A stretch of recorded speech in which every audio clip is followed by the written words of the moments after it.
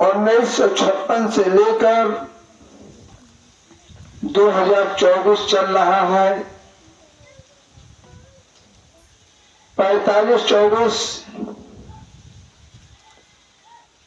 79 वर्षों में मूल्यांकन करने का दिन है।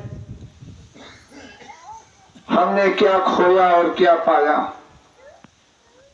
जब 2016-17 में पहली बार खजुरी में बाबा साहब का परिनिर्वाण दिवस मनाए जाने की योजना बनी तो बहुत सारे लोगों के दिमाग में था कि यहाँ क्या हो रहा है, यह कौन सा कार्यक्रम चल रहा है। बहुत सारे लोग जो विरोधी विचारधारा के हैं ताने महने दिए, लेकिन मैं खजुरी वालों को सलाम करता हूं, खजुरी की माटी को सलाम करता हूं कि पूरे जिले में, पूरे ग्रामीण अंचल में पहली बार अगर आप लोगों ने परिनिर्वाण दिवस मनाया तो खजुरी के लोगों ने मनाया। मैं आप सबको बधाई दे रहा हूं।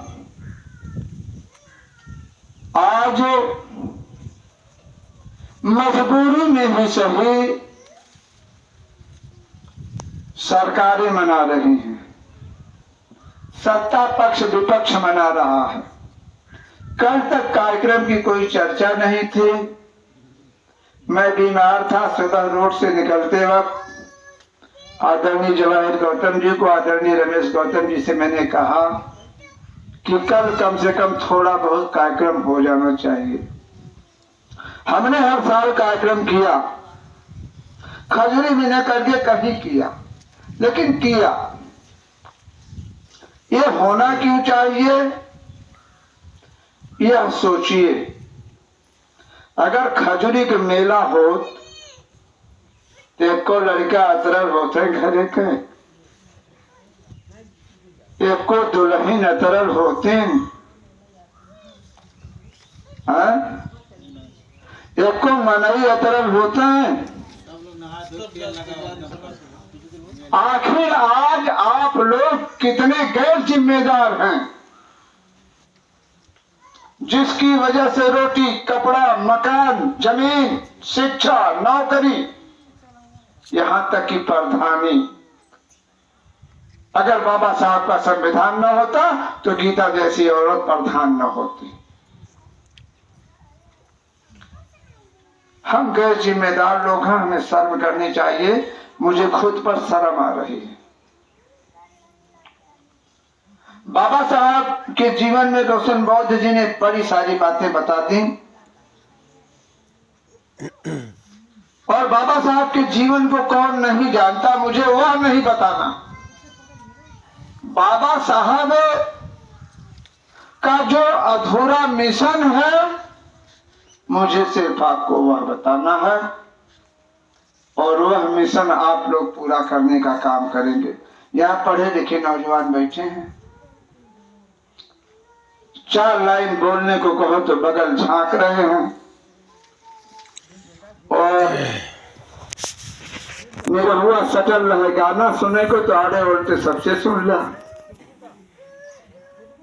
है कि नहीं। जिन लोगों के लिए बाबा साहब ने संघर्ष किया उन लोगों ने बाबा साहब को आज भुला दिया। मुझे कहने में गुरेज नहीं, मेरी आवाज जा रही होगी। आज सत्ता पक्ष केवल संविधान के ऊपरी पन्ने को बचाए हुए है और नीचे से एक एक करके हक अधिकार खा रही है। माननीय कांसी साहब ने हमको 2 दुश्मन बताए थे, किसी पार्टी का नाम नहीं लूंगा। एक को कहा था नागनाथ, एक को कहा था सांपनाथ। सन 89 से पहले इस देश में श्रम एक्ट था, मजदूर का कानून था।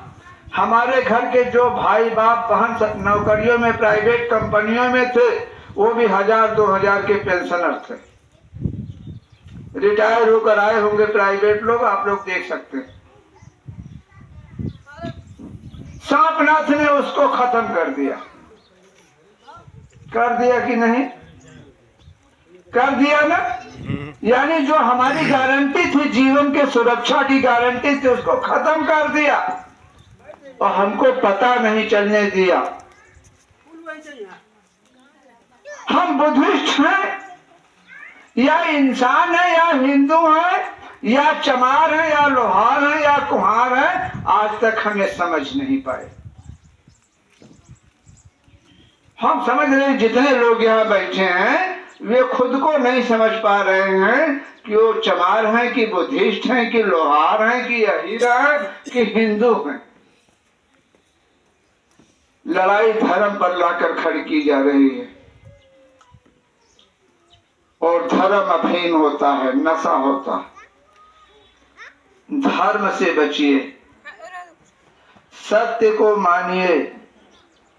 भगवान बुद्ध ने जो मंत्र दिया था, प्रज्ञा, प्रज्ञा का मतलब पूरी जानकारी। आपको अपने काम के विषय में पूरी जानकारी होनी चाहिए। दाल चूल्ही पे चढ़ाया जा, नमक डायरेक्ट ढंग न हो, या तो ढेरे हो जाए या कम में निक लगे लगे। तो वही समय आएगा, अगर आप लोगों के पास जानकारी नहीं होगी तो पानी डाल के खाने वाला समय सरकारें लाना चाहती हैं। इससे बचिए आप लोग। सील, सील का मतलब आचरण। हमको कैसे बहन से व्यवहार करना है, कैसे सास से करना है, कैसे माँ से करना है, कैसे पिता से करना है, कैसे भाई से करना है, कैसे समाज से करना है, ये हमारे घर के अंदर हो। करुणा, सबके प्रति दया भाव हो, ईर्ष्या मन में नहीं हो। प्रेम के बिना ये जीवन झंझनाती हुई छाछ है, बेकार है। इसलिए आपस में प्रेम हो। बाबा साहब ने कहा था, शिक्षित करो, संगठित करो, संघर्ष करो। हम शिक्षित हो गए, निश्चित शिक्षित हुए हैं, लेकिन संगठित नहीं हुए हैं। संघर्ष कर रहे हैं आपस में। दुश्मन से कोई संघर्ष नहीं हो रहा है, संघर्ष हो रहा है आपस में। जितना मुकदमा है सब आपस में। इस परिपाटी को बदलने की जरूरत है। बाबा साहब के मिशन को बचाने के लिए सिर्फ एक काम करना आप लोगों को है। मान्यवर कांशीराम साहब की बात को कोट करता हूं। मान्यवर कांशीराम साहब ने कहा था, ओट और बेटी दोनों अमूल्य है। ओट, जिस तरीके से बेटी के लिए हम घर भर देखते हैं तो सोच समझ कर सौदा करते हैं, उसी तरह ओट भी अपना देते समय खूब सोच समझकर अच्छे आदमी को ओट करें और अच्छे आदमी का चुनाव करें। पार्टियां हैं, पार्टियां रहेंगी, पार्टियां नहीं रहेंगी, लेकिन भारत का संविधान था, भारत का संविधान है और भारत का संविधान रहना चाहिए। अगर इस तरह से बाबा साहब का परिनिर्वाण दिवस मनाना चाहते हो, संविधान बचाने की लड़ाई जैसे मेले ठेले में जाते हो, आने वाले समय में संविधान बचाने की लड़ाई लड़नी होगी। आप सबसे कह रहा हूं, और संविधान बचाने की लड़ाई 300 की मजदूरी से ज्यादा है, आपके खाना खाने से ज्यादा है। संविधान बचाने की लड़ाई को लड़ने के लिए आप लोग तैयार होंगे। अगर जिंदा रहा तो आपके साथ कंधे से कंधा मिलाकर मैं रूस लड़ाई में आगे चलूंगा।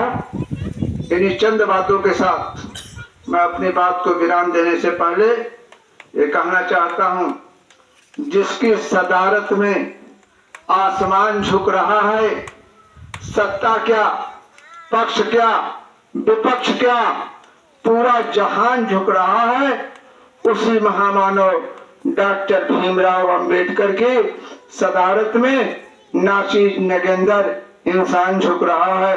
इंसान झुक रहा है, इंसान झुक रहा है।